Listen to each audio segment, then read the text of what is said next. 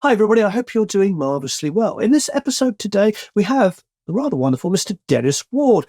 Dennis has done a few videos now for us, and this is an excerpt of a course that he's done with Christian Kohler over at the Kohler Audio Cult. What is wonderful about this is it's an episode on multiband compression, which I get asked about all the time. So check it out. If you want to learn more from Dennis Ward on compression, you, of course, can go over to the KohlerAudioCult.com and get the whole course, or even join the cult for more wonderful stuff. So without further ado, let's check out Dennis Ward's multiband compression course.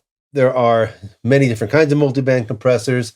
There can be multi-band, like 5, 6, 7, 8, 9 bands. And there are simple ones, the most basic ones being 3-band, lows, mid, highs. And that's exactly what this compressor is. It's a 3-band multi-compressor. It has your low band, your mid, your high. Now here we have our crossover points, and it is crossing over at 120 hertz and 3K. Why not? If I listen to the mix and say, let's see. We'll start by getting the bottom end a little bit more in control. I don't need a lot, so I'm going to start at a very, very low ratio. And attack-wise, well, I'm going to let quite a bit, let's say 3 milliseconds, just come through before anything starts happening.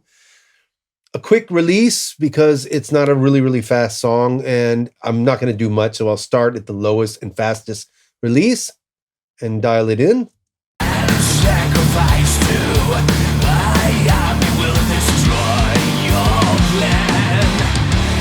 Okay, you can hear and see it's working, a couple dB, but it's also taking the volume of the low end down a bit, so I have to compensate.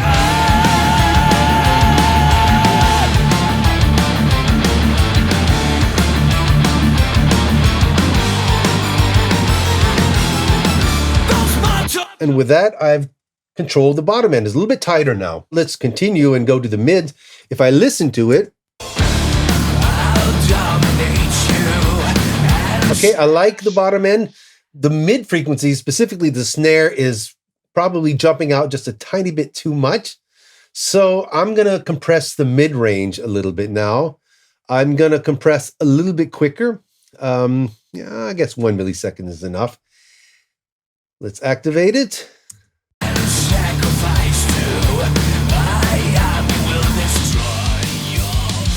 See, it's working. No competition or indecision.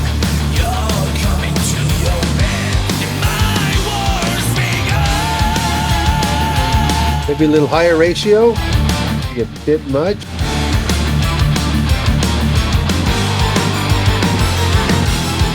But compressing the mid is also pulling the mid down. It could be what you want. I don't. I need my mids there. So I'll compensate.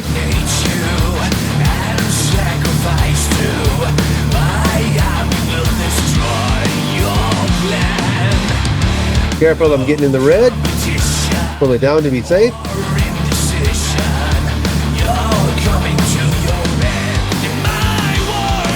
Okay. So now we have high frequencies. Sometimes in a mix, in this case, overheads can get a bit sizzly. There's even the problem with sibilance every now and then.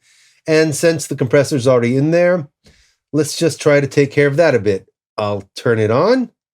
I'm going to start also on a lower ratio. I'm almost always on low ratios just to be safe. You can always turn it up later. I'm going to go for a fast attack. Release, I'm going to try auto. Why not? And yeah, let's see what happens.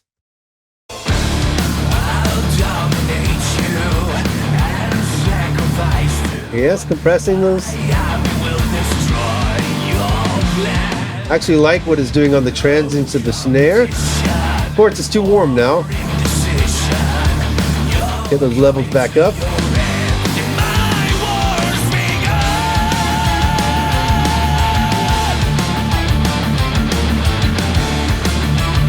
Yeah, okay. Now let's compare.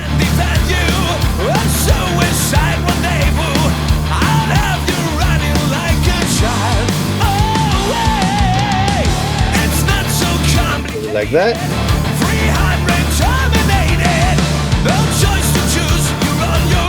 Very cool. So that makes a really neat glue effect. And having the separate bands, it allows us just to have more control over the whole mix and the whole dynamic of the song. Where else can multibands be useful? Well, in metal, many places. And one place specifically that I am using it, well, quite a bit, is on the guitars, palm muting. Sometimes palm mutes can be way too much, and you just need to control them a bit more. So I'm going to choose a multiband compressor, and I think I'm going to go with the Cubase internal multiband compressor. Now for a start, because I know I just want to control the low end, I'm just going to mute the other ones. I'm also going to turn off this automatic release. I'm going to guess and say, I don't know, something like 74 milliseconds for release. Attack, I want to happen pretty fast because I want to control the palm mutes, right? So now I got to find these palm mutes.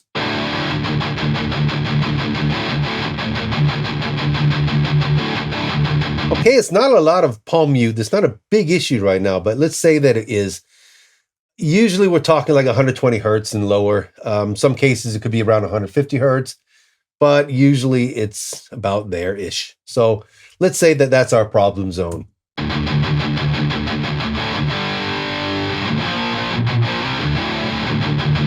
See on the mutes?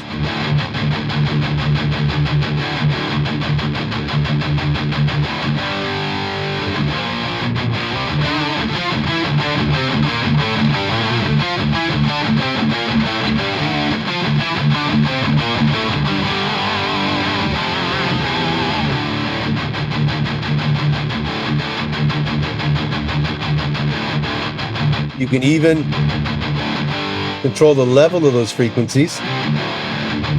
Let's say you've tamed the low frequencies a lot, but you want to have more bottom. You can turn this up a bit.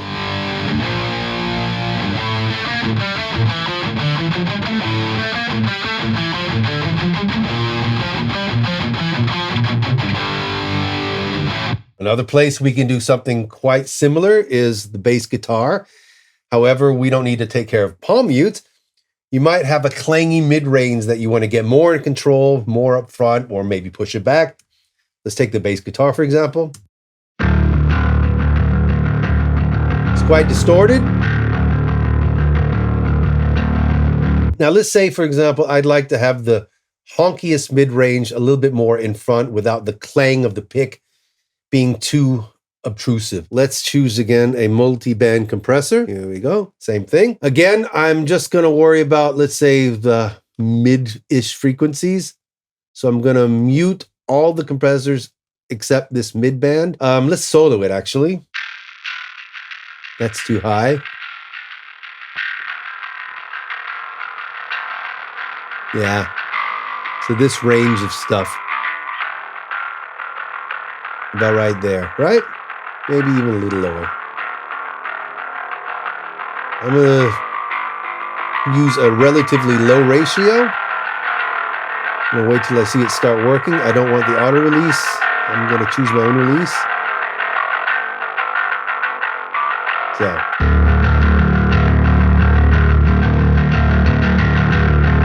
So. And now I can do this.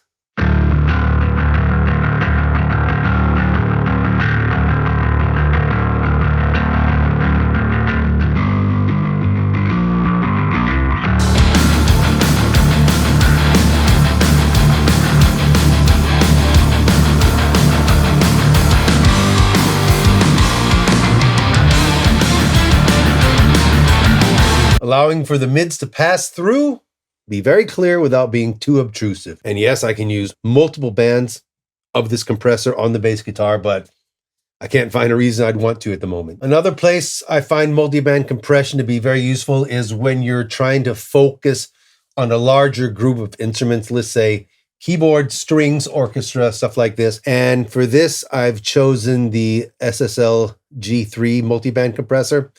We have these keyboards that are in the verse. Lots of movement, lots of attack, and it's very audible. It's not an issue. We hear everything in the mix.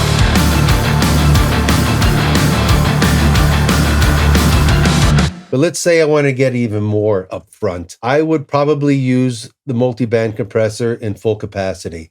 These strings don't get very low, so I'm going to do a crossover about 150 hertz. It does have some lower notes, and I want to take care of those too. So I'm going to do a crossover 150 and 6K. Let's start with the bottom end. I'm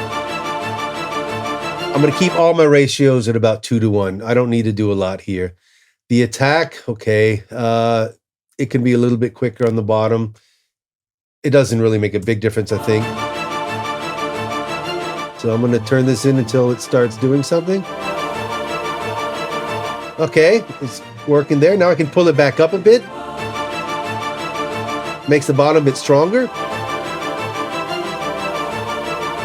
Very subtle. Let's try it on the mids. This is where I really want to focus. Now I'm going to have a slower attack because I really want to get these strings, these bows, like very clear and present. A low ratio again. I'm going to do an auto release. I've done that here too. I trust it for this. Auto can be great, and I love it when I don't have to think too much. So let's pull the threshold down. You hear it's working. It's pulling the whole mid-range down. Let's compensate.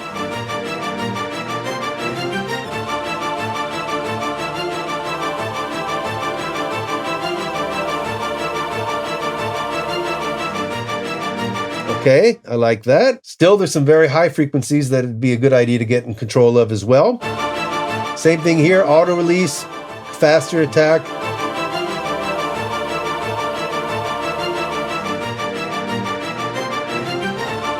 It's kind of muddying it up a bit. So I'll compensate.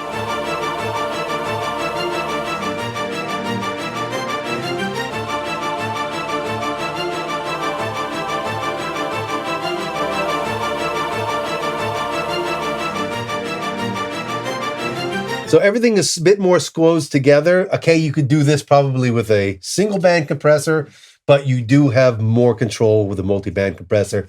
It's just more complicated and you can screw up more. So let's see what it sounds like in the mix.